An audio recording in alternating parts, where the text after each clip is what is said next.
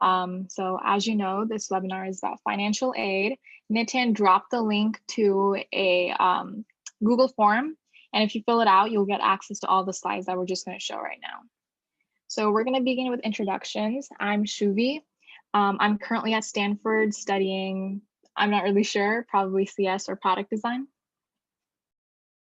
Hi, I'm Militia. I'm going to USC's Ivy and Young Academy to study art, technology, and the business of innovation. Hi, I'm Emily. I'm going to UC San Diego to study molecular and cell biology. Hi, I'm Jeffrey. I'm at UC San Diego for computer science. And I'm Nitin. I'm at UCLA for computational biology. And before we begin, we kind of want to give you an introduction as to what services we offer. So Edits for Good, we created it this summer, like towards like the middle half of it, just because we felt like we had pretty good results with our college applications journey, and we kind of want to share that knowledge with you all, given that you are applying to college in the middle of a pandemic. And we, at the same time, we also wanted to kind of give back to our community, recognize our privilege and even applying to college. So all the services we offer, the funds we get from it is going directly to NAACP. And so we help you in every stage of your college applications for this amount of dollars. And like they're donations to NAACP, so everything is completely not profit, and we can help you with whatever you want. Probably right now you guys are interested in like the whole application review, since it is kind of later towards the process, but we can help you with whatever you need. And if you ever have a question, just feel free to hit us up. And so we're gonna start off by kind of giving you an overview of financial aid and what it entails. Okay, so first we're going to talk about what financial aid is if you don't know yet. So financial aid basically just helps students and their families cover higher education expenses like tuition and fees, room and board, which is housing, books and supplies because they can really add up in cost, and transportation. So this has been especially important with COVID-19 because unfortunately the pandemic has caused millions to become unemployed. And so many might need financial aid now who didn't really think that they did before. And then it also makes it more feasible to apply to much more costly schools. For example, a lot of private schools are pretty good about giving need-based financial aid, especially because their tuition is a little bit more expensive. And then also, if you are planning on getting a master's degree in grad school, going to med school or going to law school, all of those are very, very costly. So just be really careful about how you manage your money. And even if you aren't worried about tuition, it might be a good idea to start saving through the use of financial aid. So there's a lot of different types of financial aid that we'll go about explaining in this presentation. We have grants, we have scholarships, work study, and federal/private loans. And not everyone is eligible for every type of financial aid. So really make sure you're doing your research. For example, race, gender, socioeconomic status, citizenship, all play a role among other things. So just make sure that you're definitely checking out what each scholarship requires. So the first type of financial aid we're going to talk about is grants. So a grant is a form of financial aid that doesn't have to be repaid, and these are usually need-based. So grants can come from a variety of sources. One of the kind of grant is federal grants, like the Pell Grant, which are awarded to undergraduate students who demonstrate exceptional financial need. Another kind of grant can come from states, which are like Cal Grants, which are awarded to students attending college in California, like CSUs or UCs, and you can receive up to $14K from these grants. There are also college-specific grants and private and nonprofit organization grants, so you have to do research. There are a lot of different kinds. To receive grants, you have to start out by filling out the FAFSA and the CSS application. So FAFSA is the free app for federal student aid. I'm sure you've heard of it before, but I'm going to talk about like how you create your account and some of the things that you need to fill out. So the main thing is your ID. So when you initially create your account, you're going to get a unique FAFSA ID, and you're going to need to keep this for your application. And some of the things that you have to input into the form, mainly pertaining to your financial needs, obviously, but they have your demographics, your school selection, parent demographics, and then of course taxes, returns, finances, and salaries. And then once you're done with that, you're going to have to sign and submit using the ID that you got when you created the account. And some of the other items you need are your social security number. And then if you're an international applicant, you're going to need your registration number, your federal income taxes and W-2s, bank statements and records of investments, and also untaxed incomes records. So next is the College Scholarship Service Profile. For this, you need to gather a lot of documents because it's going to be a lot more comprehensive than your FAFSA. These documents include last year's tax returns, W-2s and income records from this current year and the last, records of untaxed income for this year and the last, bank statements, mortgage info and records of savings, stocks, bonds, and trusts, info on small businesses and other assets. Then you need to create a College Board account and register for the profile. You're going to have to finish the form, and some of the things that the form include are personal information, student expected resources, college and program search, parents' information, and your own information and personal assets. And we didn't include this on the slide itself, but for both the FAFSA and the CSS, make sure you allot enough time to fill these applications out.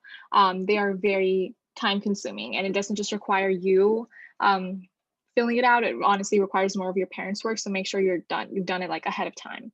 A lot of colleges also have specific deadlines for these two applications, the FAFSA and the CSS. So make sure you check up on those as well if you want to get financial aid.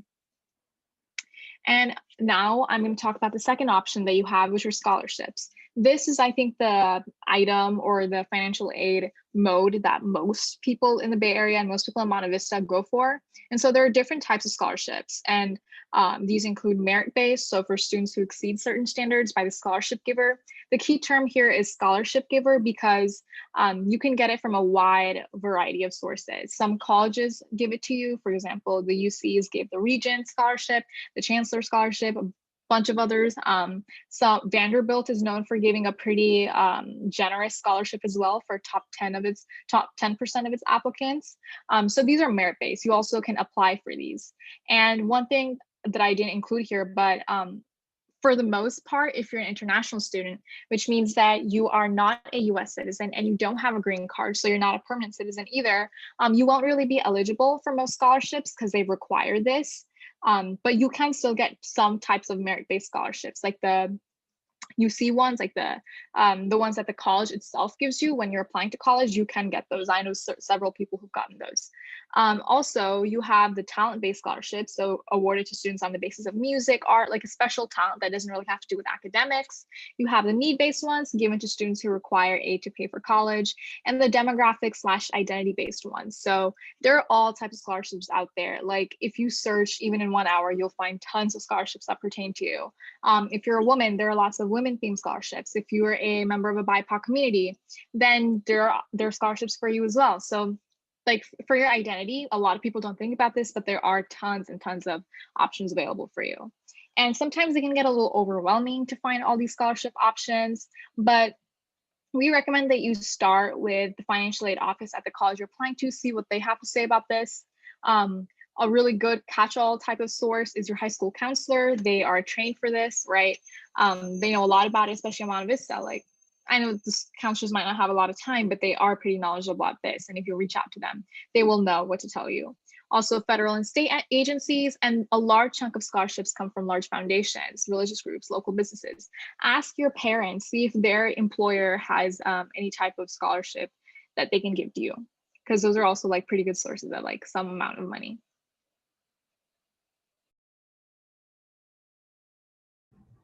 Okay, so here's just some tips for applying to scholarships and like just that process. So just make sure to look for them early, which is basically like now. A lot of the deadlines are unfortunately during the same time that a lot of your RDs are due, or a little bit after that. So if you try to look for scholarships after your college application process, even though there will be a few, a lot of them will have already passed. And then, but also just don't worry if you do miss a deadline for a scholarship that you were thinking of applying for. There's so many scholarships out there, and missing one is not the end of the world. So there are also some really, really big scholarships out there that are more well-known, but they're very, very competitive and sometimes harder to get into than actually getting into like a really difficult college.